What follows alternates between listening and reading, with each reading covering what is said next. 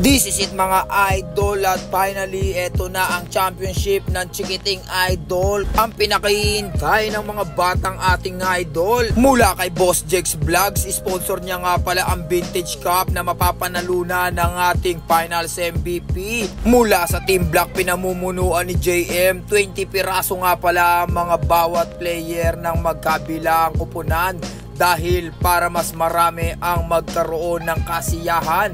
At mula naman sa Team White ay pinamumunuan yan ni Ice, at wala nga pala sa Team Black si Idol Rysel. Sayang naman, nagkataon na may swimming sila ngayon, pero pinalitan natin siya ng isang kaibigan at isang player din na mas malaki at mas matangkad. Isa nga rin pala siyang player ng Tiborcio na napakahusay din dito sa Carmelite. Kaibigan din siya ni Jewel, magkakagrupo sila sa mga grupong Tiborcio. At natutuwa lang ang Carmelite Basketball Club dahil talagang excited at tuwan-tuwa ang mga kabataan. At manalo matalo nga ay may matatanggap silang mga medal lahat, para sila ay masaya na uuwi manalo matalo. At sa pag-umpisa nga ng first half, pinasahan kagad si Wayne, pero bigla kulang sa vitamin.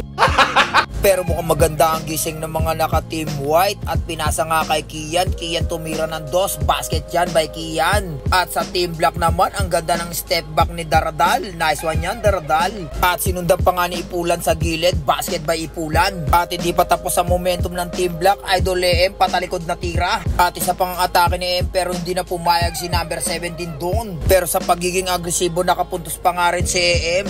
At talagang gustong punan ang pagkawala ni Idol Rysel, kaya siya ang pumupuntos. 3 magkakasunod yun. Sa Team White naman ay napaul, kaya tumira ng free throw, ngunit sumablay. Kaya sa Team Black naman, si Idol EM na naman. Ang tindi talaga ni Idol EM, magkakasunod na puntos ang kanyang mga ginagawa. Nag-MVP mode nga, at talagang binubuhat ang Team Black. At tumulong na nga si Idol Sulayaw, kaya tuwan-tuwa ang kanilang mga kakampi. At maaga nga silang nakakuha ng momentum, ngunit nandyan naman si Idol Lipata sa kabila, na unti-unti na rin nagigising ang kanyang soul. At si number 23 long 2 at pumasok, tuwan-tuwa ang angas nga ng pagka-atras niya ron.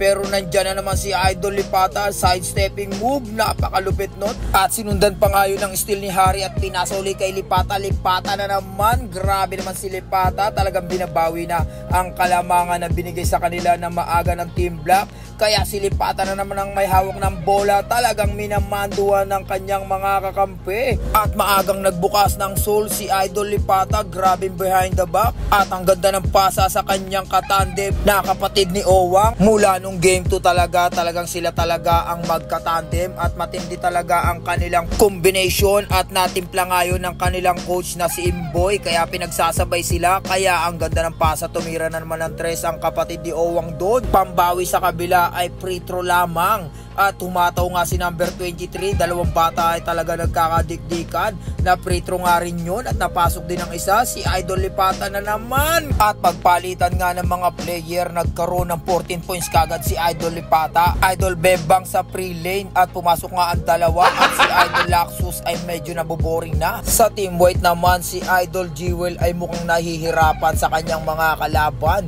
Talagang hindi niya nagagawa ang kanyang ginagawa nung game 2. Pinahihirapan siya sa depensa. Isa pang pagkakataon para kay Wayne.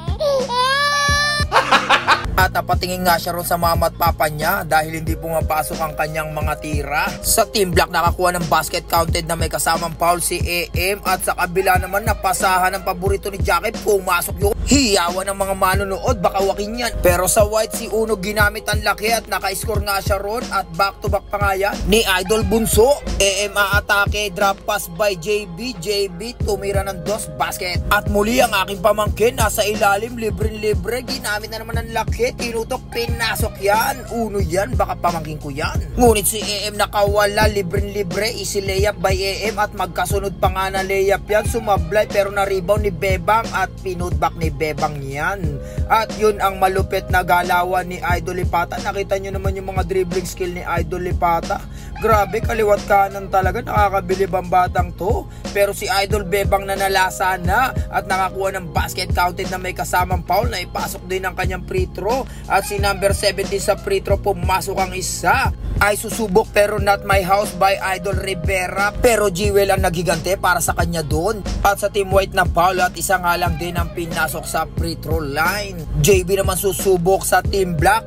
No problem yan by JB, pero sa kabila si Kyle, easy layup. At muling bumukas ang makina ng dalawang magkatandem, Lipata at ang kapatid ni Owang. Kaya muling napakamot sa ulo na naman ang Team Black dahil sa kanilang magkakasunod na puntos na may kasamang rescue pa sa ilalim ni Idol Uno ng aking pamangkin at ni Kyle. Pero hindi napapayag si AM niyan, isang block ang pagpahinto ng kanilang momentum. Pero hindi pa tapos ang Team White, talagang may bumabato talaga kahit saan talaga dalhin. Lahat ng player ay nagpo-provide ng score, kaya kamot ulo na lang ang Team Black at napadaan nga si Idol Chocolab.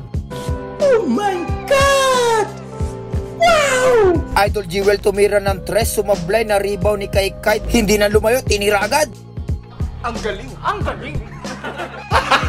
Baka daw maagaw pa sa kanya yung bola kaya tinira na kagad ni Kai at nagkakarambulan nga ang mga maliliit na bata. At free lane nga si Wayne doon at tumira ng free throw, sumablay na patingin sa kanyang mga magulang. At sa pangalawa, pumasok na kaya tuwan-tuwa.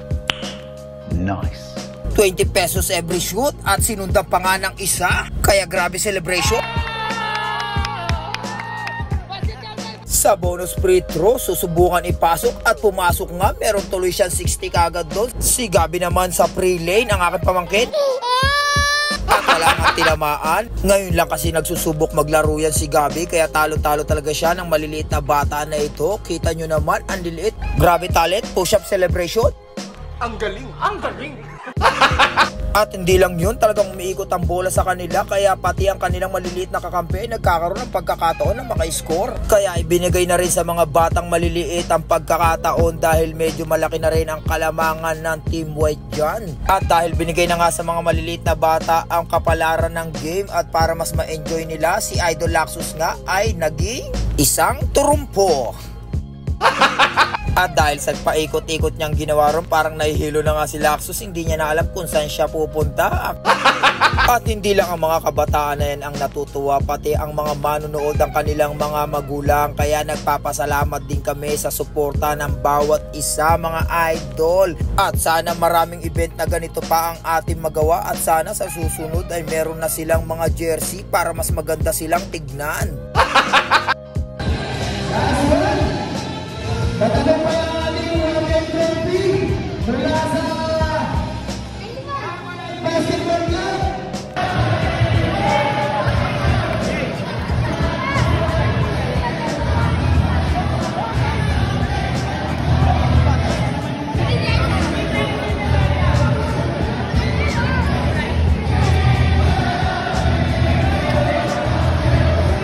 Team White nga ang nagtagumpay at lahat sila ay may tagi-tagisang medal at may trophy syempre, at ang natalo ay may tagi-tagisang medal lang.